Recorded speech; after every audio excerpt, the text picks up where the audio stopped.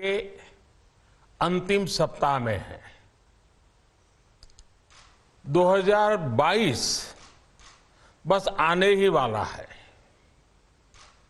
आप सभी 2022 के स्वागत की तैयारी में जुटे हैं, लेकिन उत्साह और उमंग के साथ ही ये समय सचेत रहने का भी है।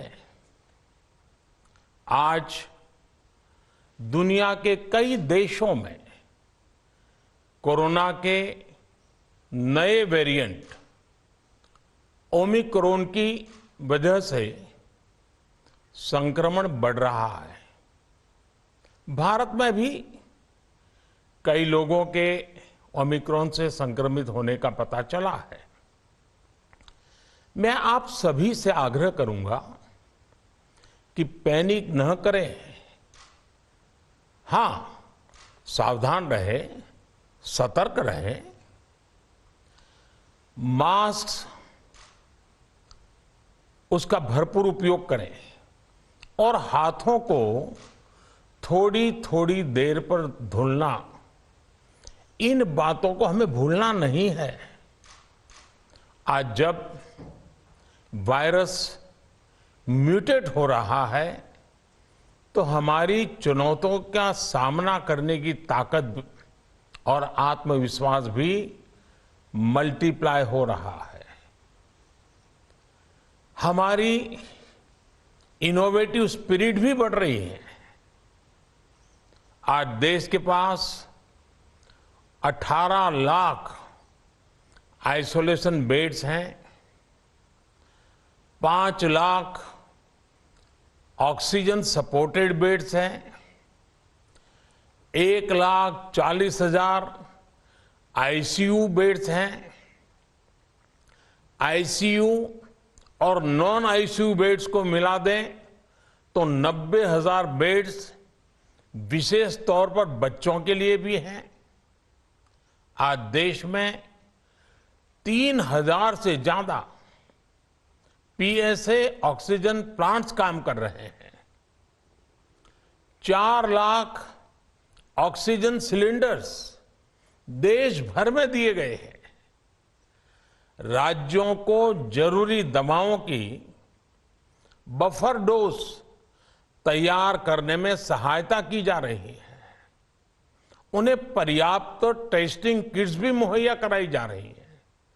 साथियों, कोरोना वैश्विक महामारी से लड़ाई का अब तक का अनुभव यही बताता है कि व्यक्तिगत स्तर पर सभी दिशा निर्देशों का पालन कोरोना से मुकाबले का बहुत बड़ा हथियार है।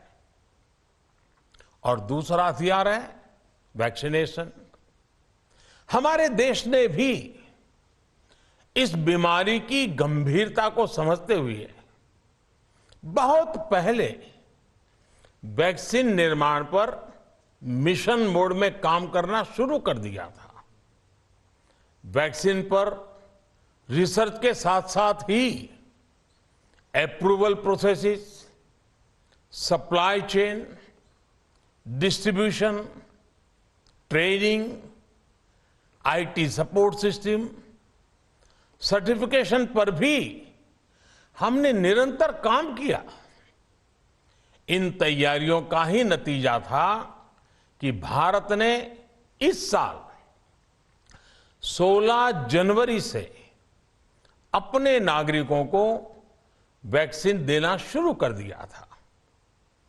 ये देश के सभी नागरिकों का सामूहिक प्रयास और सामूहिक इच्छा शक्ति है कि आज भारत 141 करोड़ वैक्सीन डोज के अभूतपूर्व और बहुत मुश्किल लक्ष्य को पार कर चुका है।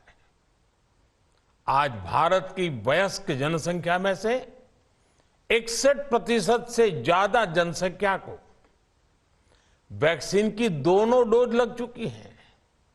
इसी तरह वयस्क जनसंख्या में से लगभग 90% लोगों को वैक्सीन की एक डोज लगाई जा चुकी है।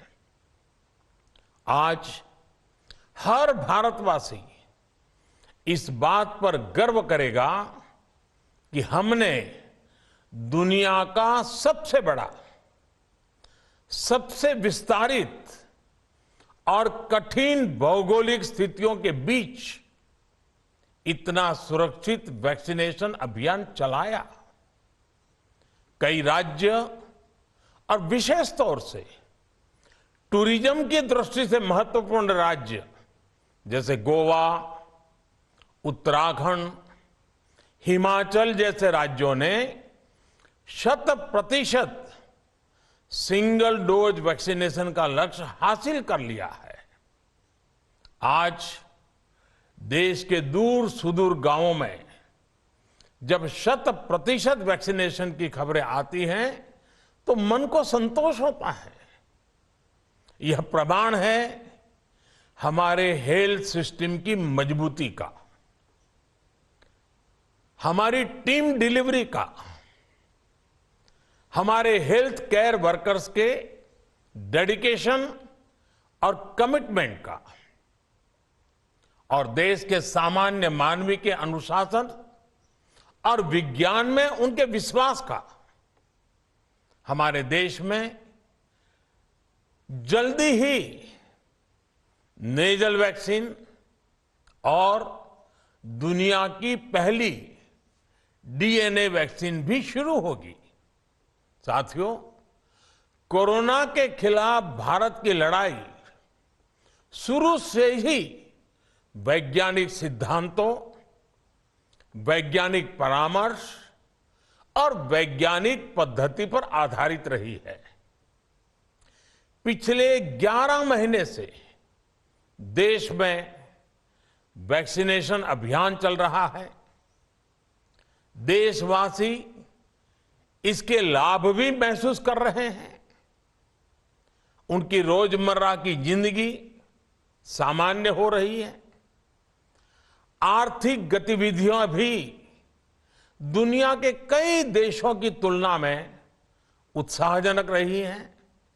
लेकिन साथियों, हम सभी जानते हैं कि कोरोना अभी गया नहीं है।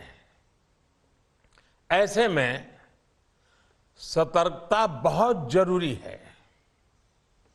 देश को सुरक्षित रखने के लिए, देशवासियों को सुरक्षित रखने के लिए हमने निरंतर काम किया है। जब वैक्सीनेशन शुरू हुआ तो उसमें भी वैज्ञानिक सुझावों के आधार पर ही ये तय किया गया कि पहली डोज किसे देना शुरू किया जाए, पहली और दूसरी डोज में कितना अंतराल हो, स्वस्थ लोगों को कब वैक्सीन लगे, जिन्हें कोरोना हो चुका है उन्हें कब वैक्सीन लगे, और जो कोमॉर्बिडिटी से ग्रस्त हैं उन्हें कब वैक्सीन लगे। ऐसे निर्णय लगातार किए गए और ये परिस्थितियों को संभालने में काफी मददगार भी साबित हुए हैं। भारत ने अपनी स्थिति परिस्थिति के अनुसार भारत के वैज्ञानिकों के सुझाव पर ही अपने निर्णय लिए हैं। वर्तमान में ओमिक्रॉन की चर्चा जोरों पर चल रही है। विश्व में इसके अनुभव भी अलग अलग है, अनुमान भी अलग अलग है। भारत के वैज्ञानिक भी इस पर पूरी बारीकी से नजर रखे हुए हैं, इस पर काम कर रहे हैं। हमारे वैक्सीनेशन को आज जब 11 महीने पूरे हो चुके हैं तो सारी चीजों का वैज्ञानिकों ने जो अध्ययन किया है और विश्व भर के अनुभवों को देखते हुए आज कुछ निर्णय लिए गए हैं। आज अटल जी का जन्मदिन भी है, क्रिसमस का त्योहार भी है, तो मुझे लगा कि इस निर्णय को आप सबके साथ साझा करना चाहिए। साथियों, 15 साल से 18 साल की आयु के बीच के जो बच्चे हैं, अब उनके लिए देश में वैक्सीनेशन प्रारंभ होगा। 2022 में 3 जनवरी को सोमवार के दिन से इसकी शुरुआत की जाएगी। ये फैसला कोरोना के खिलाफ देश की लड़ाई को तो मजबूत करेगा ही, स्कूल कॉलेजों में जा रहे हमारे बच्चों की और उनके माता पिता की चिंता भी कम करेगा।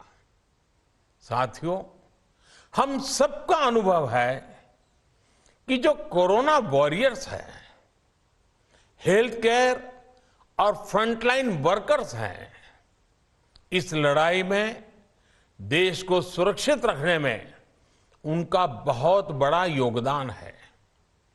वो आज भी कोरोना के मरीजों की सेवा में अपना बहुत समय बिताते हैं। इसलिए प्रिकॉशन की दृष्टि से सरकार ने निर्णय लिया है कि हेल्थ केयर और फ्रंटलाइन वर्कर्स को वैक्सीन की प्रिकॉशन डोज भी प्रारंभ की जाए। इसकी शुरुआत 2022 में 10 जनवरी सोमवार के दिन से की जाएगी। साथियों, कोरोना वैक्सीन का अब तक का ये भी अनुभव है कि जो अधिक आयु वाले हैं और पहले से ही किसी न किसी गंभीर बीमारी से पीड़ित है, उन्हें प्रिकॉशन लेना सलाह योग्य है। इसको ध्यान में रखते हुए 60 वर्ष से ऊपर की आयु के कोमॉर्बिडिटी वाले नागरिकों को उनके डॉक्टर की सलाह पर वैक्सीन की प्रिकॉशन डोज का विकल्प उनके लिए उपलब्ध होगा। ये भी 10 जनवरी से प्रारंभ होगा। साथियों, मेरा एक आग्रह है कि अफवाह, भ्रम और डर पैदा करने के जो प्रयास चल रहे हैं, उनसे बचना चाहिए। हम सभी देशवासियों ने मिलकर अब तक दुनिया का सबसे बड़ा वैक्सीनेशन अभियान चलाया है। आने वाले समय में हमें इसको और गति देनी है और विस्तार देना है। हम सभी के प्रयास ही कोरोना के खिलाफ इस लड़ाई में देश को मजबूत करेंगे। आप सबका बहुत बहुत धन्यवाद।